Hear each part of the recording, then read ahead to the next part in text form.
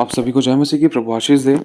जैसे कि आज 25 तारीख है, तो 25 तारीख के दिन के हिसाब से आज हम 25वां अध्याय पढ़ेंगे नीति वचन का। अगर आपके पास समय है तो प्लीज़ ज़रूर सुनने की पूरी कोशिश करना।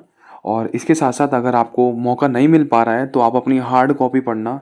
जैसे कि पवित्र बाइबल एक छोटी-सी पुस्तक आती है, उसको भी आप पढ़ सकते हो। अगर आपके पास समय है तो 15 मिनट आप प्रभु के लिए दे सकते हो, जिसमें आप ही की उन्नति होगी। क्योंकि ये वचन बुद्धि के, ज्ञान के और समझ की भरपूरी के वचन है। क्योंकि जब मैंने अपनी ज़िंदगी में लिया है तो प्रभु ने मुझे आत्मिक बहुत ऐसे उन्नति दी है, और आप लोग भी उन्नति पाओगे। और ये सच्चाई है, क्योंकि सुलेमान के लिखे हुए नीति वचन प्रभु की आत्मा के द्वारा लिखवाए गए थे।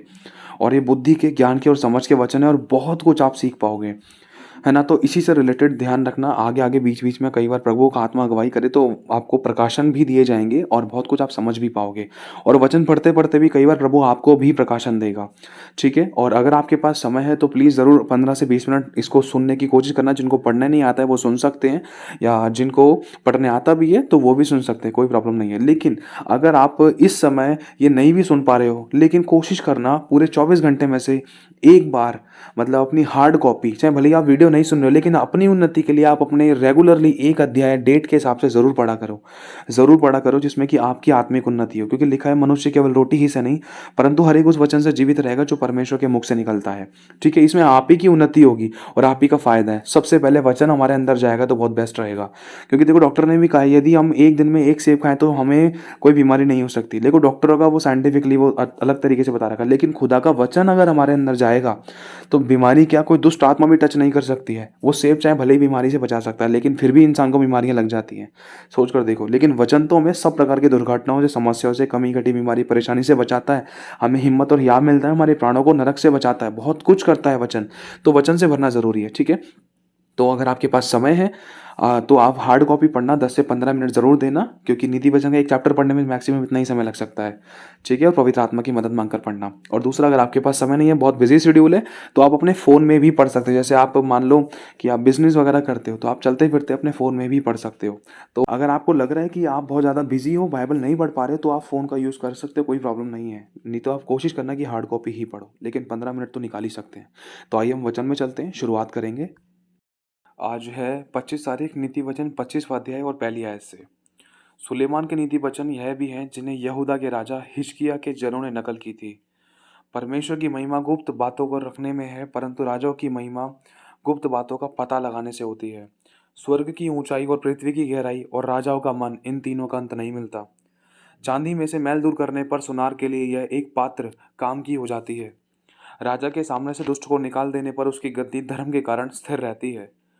राजा के सामने अपनी बड़ाई ना करना, और अपने और बड़े लोगों के सामने स्थान में खड़े मत होना।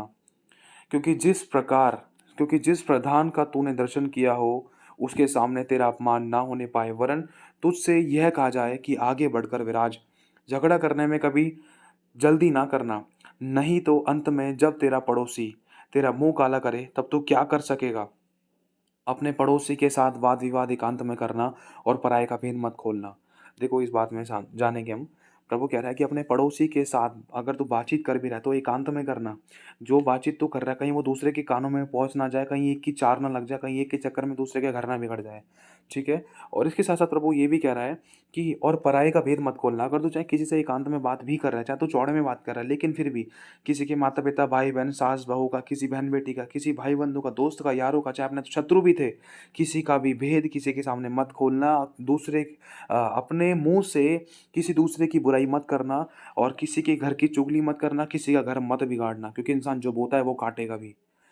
आगे लिखा है, ऐसा ना हो कि सुनने वाला तेरी भी निंदा करे और तेरा अपमान बना रहे।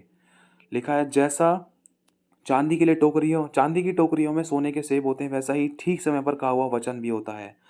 जैसे सोने का नथ और कुंदन का जेवर अच्छा लगता है, वैसे ही मानने वाले के कान में बुद्धि की डांट भी अच्छी लगती है। जैसे कटनी के समय बर्फ की ठंडी से, वैसे ही विश्वास योग्य दूध से भी भेजने वाले का जी ठंडा होता है।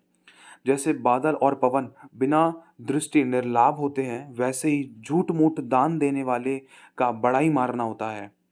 धीरज धरने से न्याय मनाया जाता है और कोमल वचन हड्डी को भी तोड़ डालता है। मतलब जैसे अगर हम धीरज धर रहे हैं, अगर आपको किसी ने दोष लगाया, बुराइयाँ की कमी निकाली, आप पर उँगली उठाई जा रही, तो आपको उस समय धीरज धरना है। आप धीरज धर के ना हमारे परमेश्वर के मन को अपनी तरफ खींच सकते हो। देखो जैसे नीनवे शहर के टाइम पे हुआ था, लोगों ने दिल से पश्चाताप करके अपने आप को सच्चे न्याय के हाथों में सौंपा और धीरज धरा कि परमेश्वर हम पर अनुग्रह करेगा, और परमेश्वर के मन को उन्होंने बदल दिया। कैसे? धीरज धर के और पश्चाताप करके, अपने आप को परमेश्वर के हाथों में सौंप के, अपने मन को बदल कर, वरन आँख के बदले आँख नहीं, लड़ाई के बदले लड़ाई नहीं, गाली के बदले गाली ना करके, वरन धीरज धर के उसकी बाट जोगे कि मेरा परमेश्वर मेरा न्याय चुकाएगा, मुझे अपना न्याय खुद नहीं लड़ना है। तो धीरज धरने से न्याय मनाया जाता है। आप परमेश्वर को अपने फ़ेवर में कर सकते हो धीरज धरने से। और कोमल वचन हड्डी को भी तोड़ डालता है। जब आप कोमल वचन बोलोगे ना, जब प्यारा सा वचन भी बोलोगे, तो शत्रुओं की हड्डियाँ तितर-बितर हो सकती हैं, कि उनके मन में ऐसा विचार आ सकता है कि भाई मैं इनके साथ कितनी गलत कर रहा हूँ, कितना झूठ बोल रहा हूँ, कितनी बुराइयाँ कर रहा हूँ, मैं इस बेटी को कितना सता रही हूँ, लेकिन फिर भी ये मेरे साथ प्यार से बर्ताव कर रही है। लेकिन इसके प्यार के वचन मेरे को दिल में चुभते हैं। समझने की कोशिश करना, ये सच्चाई है। 16वीं आयत में लिखा है, क्या तूने मधु पाया? मधु मतलब शहद। तो जितना तेरे लिए ठीक हो उतना ही खाना, ऐसा ना हो कि अधिक खाकर तू उसे उगल दे। मतलब प्रभु कह रहा है कि जो तेरे पास है उसमें धन्यवाद ही रही, जो तुझे मिला है। ज़्यादा की इच्छा मत रखी, कहीं ज़्यादा की इच्छा रखने के चक्कर में जो है तेरा वो भी उगल ना जाए, कहीं उस वो भी तेरे को नुकसान में ना चला जाए, कहीं वो भी तेरे पास से ख़त्म ना हो जाए, वो भी मतलब किसी न किसी तरीके से छेद वाली थैली में से ना निकल जाए। ठीक है? क्योंकि देखो आगे लिखा है कि पड़ोसी के घर में बारंबार जाने से अपने पाँव को रोके रख, ऐसा ना हो कि कहीं वह खिन्न होकर या घृणा करने लगे। मतलब प्रभु कह रहा है जैसे मैं आपके घर में बार-बार जाऊँ, आपके खाने के टाइम पर, पीने के टाइम पर, आपके सोने के टाइम पर, आपके रिश्तेदार आ रहे हैं, आपके पर्सनल टाइम में, प्राइवेसी के टाइम पे अगर मैं जाऊँ, तो आपको बुरा लग सकता है कि ये बंदा भाई बार-बार मुँह उठाकर आया था, 1 बार चल जाता है, 2 बार चल जाता है। भाई हमारा भी कुछ पर्सनल टाइम है, फैमिली मैटर्स है, ये सब कुछ इसके सामने थोड़ी ना किया जाएगा। भाई कुछ अपनी पर्सनल बातें होती है, ये बंदा क्यों आया था, इसको सुना यार, इसको बोल, इसको मना कर यार, ये कर, वो कर, सो मुँह सो बातें। तो इसी चीज़ के चक्कर में ज़्यादा मीठे में चींटी लग जाती है। फिर एक बंदे के गलत काम के चक्कर में, मतलब चाहे भले ही आप भलाई के लिए जा रहे हो, लेकिन बार-बार नहीं जाना है। चाहे मैं भले ही भलाई के लिए बार-बार आपके पास जा रहा हूँ, लेकिन फिर भी आपका कुछ घर है, आपका टाइम, आपका पैसा, आपकी एनर्जी, आपकी कुछ प्राइवेसी है, आपका भी कुछ अपना पर्सनल समय है। अगर मैं उसके अंदर दखल दे रहा हूँ, अगर मैं चाहे भले ही जाकर खड़ा हो रहा हूँ, तो आपको गड़बड़ी इससे लग रही है डेफ़िनेटली, और मेरे उस गलती के कारण आप मुझसे विरोध कर सकते हो। आपके मन में मेरे लिए ढा आ सकती है, जलन आ सकती है, कड़वाहट आ सकती है, ईर्ष्या आ सकती है, या शायद आप मुझसे लड़ भी जाओ, या शायद आप मुझसे इतना खतरनाक युद्ध कर लो कि एक पड़ोसी दूसरे पड़ोसी का मुँह भी ना देखे। तो इसलिए प्रभु कह रहा है कि अपने पड़ोसी के घर में बारंबार जाने से अपने पाँव को रोके रख, ऐसा ना हो कि वह खिन्न होकर तुझसे घृणा करने लगे, नफ़रत करने लगे। तेरी कहीं इज़्ज़त का मतलब पूरी तरीके से मिट्टी में ना मिला दी जाए, कहीं ज़्यादा मीठे में चींटी ना लग जाए, ज़्यादा तू भला बनने की कोशिश मत कर। ठीक है? आगे लिखा है, जो किसी के विरुद्ध में झूठी गवाही देता है, वह मानो हथौड़ा और तलवार का सा पहना तीर है। विपत्ति के समय विश्वासघाती का भरोसा टूटे हुए दाँत व उखड़े हुए पाँव के समान है।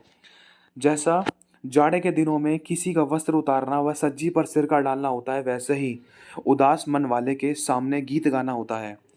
यदि तेरा बैरी भूखा हो तो उसे रोटी खिला, और यदि वह प्यासा हो तो उसे पानी पिला, क्योंकि इसी रीति से तू उसके सिर पर अंगारों का ढेर लगाएगा और यहोवा तुझे इसका प्रतिफल देगा। तो जैसा कि अभी आपको बताया, सामने वाला आपके साथ गलत कर रहा है, जैसे मैं आपके साथ गलत कर रहा हूँ, आपकी बुराइयाँ कर रहा हूँ, आपका नुकसान कर रहा था और आपसे लड़ भी रहा था। पहले तो चोरी, फिर ऊपर से सीना चोरी।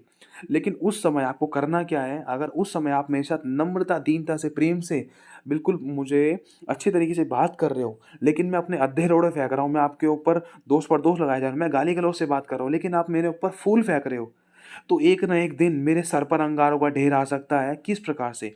मेरे सर पर ऐसे अंगारों का ढेर जिसके बारे में मुझे सोचना पड़ सकता है कि भाई मैं इस लड़की के साथ, इस भाई के साथ कितना गलत कर रहा हूँ, लेकिन ये हमेशा मेरे लिए भला करने के लिए इच्छा रखती है, ये भला करने के लिए इच्छा रखता है, कितना प्यार से बात कर रहा है। भाई अब मुझे नहीं करना चाहिए यार, मेरे को अच्छा नहीं लगता है। यार वो कितना प्यार से, प्रेम से मेरे साथ पेश आ रहा है, मैं उसके ऊपर चढ़े ही जा रहा हूँ, चढ़े ही जा रहा हूँ, चढ़े ही जा रहा हूँ। तो ऐसा करके अपने विरोधी के सर में, अपने शत्रु के सर में अंगारों का ढेर लगाकर, मतलब जैसे कि अभी आपको बताया कि ऐसा करने से अपने शत्रु के सर पर अंगारों का ढेर लगाया जा सकता है, क्योंकि इस रीति से अगर हम करेंगे तो इस चीज़ के कारण यहोवा हमें इसका प्रतिफल देगा, इसका फल देगा। क्यों? क्योंकि हमारा युद्ध फिर परमेश्वर लड़ेगा। क्यों? क्योंकि हम अपनी लड़ाई खुद ना लड़के वरन अपने आप को सामने वाले के सामने नम्र और दीन बनाकर खुदा के हाथों में सौंप चुके हैं और अपना न्याय प्रभु के हाथ में सौंपा है। तो जो हमारा शत्रु है उसके मन में परमेश्वर प्रेम की बात डालेगा और वो हमारे पास खुद आएगा मेल मिलाप करने के लिए। यही यहोवा इसका प्रतिफल देगा। लिखा है, जैसे उत्तरी वायु वर्षा को लाती है वैसे ही चुगली करने से मुख पर क्रोध छा जाता है। लंबे चौड़े घर में झगड़ालू पत्नी के संग रहने से छत के कोने पर रहना उत्तम है। मतलब प्रभु यहाँ पर ये नहीं कह रहा है कि अपनी पत्नी के साथ तो तलाक कर लो, लड़ाई दंगा कर लो, छत पे भाग जाओ या अपने मायके भाग जाओ, ससुराल भाग जाओ। नहीं, प्रभु के कहने का मतलब है कि जब ये लड़ाई हो रही तो गरम-गरम मामले के टाइम में ना थोड़ी देर बात करना बंद करके अपनी ज़ुबान पर चुप्पी लगाकर थोड़ा डिस्टेंस क्रिएट कर लो। क्योंकि जहाँ बातें ज़्यादा होती हैं वहाँ अपराध ज़्यादा होते हैं, ऐसा लिखा है नीति वचन में। देखो प्रभु की आत्मा ने याद दिलाया। तो समय-समय आपको प्रभु का आत्मा नीति वचन के द्वारा बहुत सारी बातें याद दिलाएगा कि आपको करना क्या है, जिसके द्वारा आप बहुत बड़ी आशीषों को खोने से बच सकते हो, आँसुओं में होने से बच सकते हो, दूसरे के दिल को दुखाने से बच सकते हो, कुछ नुकसान होने से बच सकते हो। क्यों? क्योंकि नीति वचन बुद्धि, ज्ञान और समझ के वचन है जो आपको समय पर प्रभु का आत्मा याद दिलाएगा। अगर आप पढ़ोगे तो आपको याद भी आएगा। प्रभु का आत्मा बोलेगा, देख तूने वो पढ़ा था, देख ऐसा लिखा है, तुझे ये गलत काम नहीं करना है, देख वचन में ऐसा लिखा है। तो ये सच्चाई है। ठीक है? लिखा है, लंबे चौड़े घर में झगड़ालू पत्नी के संग रहने से छत के कोने पर रहना उत्तम है। प्रभु मैं फिर से कहना चाह रहा हूँ, प्रभु का आत्मा ये नहीं कह रहा है कि लड़ाई करके बैर करके बैठ जाना। प्रभु कह रहा है एक दूसरे से प्रेम करना, वरन अपने ऐसे टाइम पर गुस्सा अगर कोई सामने वाला कर रहा है तो ऐसे टाइम पर चुप्पी लगा लेना। क्यों? क्योंकि जहाँ क्रोध होता है वहाँ हत्या भी आ जाती है। इसीलिए ज़्यादा वार्तालाप के चक्कर में, अपने आप को सही दिखाने के चक्कर में या दूसरे को गलत ठहराने के चक्कर में आप कहीं किसी के मृत्यु का, ठोकर का, व्यभिचार का, पाप का, किसी घर टूटने का, आंसू का या कुछ नुकसान का कारण ना बन जाओ। इसलिए थोड़ी देर के लिए चुप्पी लगाकर उस जगह से निकल जाओ, कटनी काट लो, साइड में निकल जाओ और साइड में आके प्रार्थना करो। चाहे भले ही आप गलत थे, चाहे भले ही आप सही थे। प्रभु ये कहना चाह रहा है। और 25वीं आयत में लिखा है, जैसा थके मांदे के प्राणों के लिए ठंडा पानी होता है वैसा ही दूर देश से आया हुआ शुभ समाचार भी होता है। 26वीं आयत में लिखा है, जो धर्मी दुष्ट के कहने में आता है वह गंदले सोते और बिगड़े हुए कुंड के समान है। मतलब प्रभु कहना चाहता है, जैसे प्रभु ने कहा कि तू चोरी ना करना, व्यभिचार ना करना, खून ना करना, तू किसी के विरुद्ध झूठी साक्षी ना देना, तू झूठी गवाही ना देना, तू मूर्ति पूजा ना करना। हम एक धर्मी हैं, मतलब हम यीशु के लहू के द्वारा धुले हुए हैं और हम प्रभु की बातों को, विचारों को, प्रभु की वचनों को, प्रभु की आज्ञाओं को हम जानते हैं। लेकिन जानने के बाद भी अगर हम ऐसे व्यक्ति की बातों पर मन लगा रहे हैं जो प्रभु के वचन को नहीं जानता है, जो बार-बार कह रहा है कि तू पूजा पाठ कर ले, तू मूर्ति पूजा कर ले या धागे-धूगे बाँध ले, अरे प्रभु को छोड़ दे। अगर उन बातों पे मन लगा रहे हैं जो वचन को नहीं जानता है, मतलब दूसरे लोगों से अगर हम शिक्षा ले रहे हैं जो वचन को नहीं जानते, दूसरे लोगों से एडवाइस ले रहे हैं जो वचन को नहीं जानते हैं, तो अपना घर बिगाड़ने की तैयारी है। ये सच्चाई है, प्रभु का वचन साफ बता रहा है मेरे भाई और बहनों।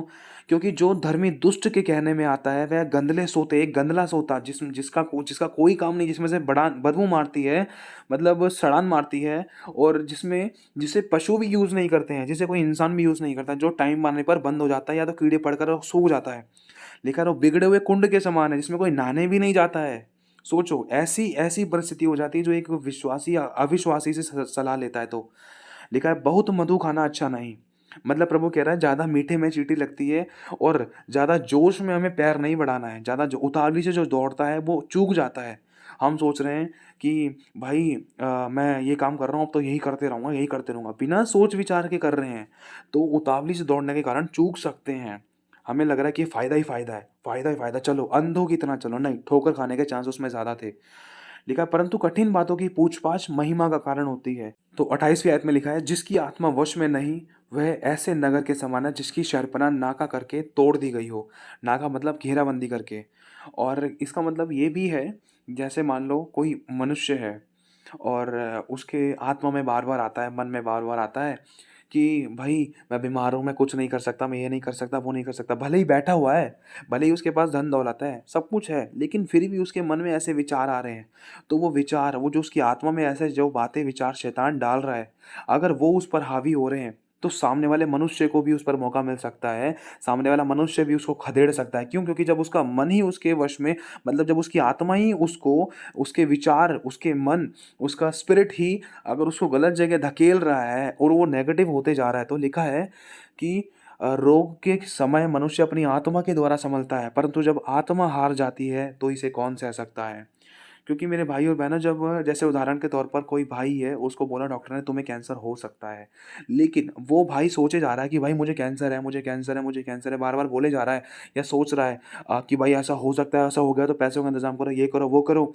सौ मुँह सौ बातें। तो उस चीज़ के कारण है ना, वो अपनी आत्मा को कमज़ोर कर रहा है और जो विचार उसके मन में आ रहे हैं, जो शैतान की ओर से हो रहे हैं, वो दूसरे लोगों को उसके ऊपर हावी होने का मौका दे रहे हैं। कि भाई मेरे ऊपर कर्जा है, मेरे पास पैसे नहीं है, ये हो गया तो, वो हो गया तो। तो इन बातों के कारण शैतान को मौका मिलता है जिसके कारण इंसान अपने शारीरिक रूप से पूरी तरीके से कमज़ोर हो जाता है। क्यों? क्योंकि मन के अंदर ऐसे विचार आना शुरू हो जाते हैं। तो प्रभु आशीष दे आप सभी को। जय मसीह की।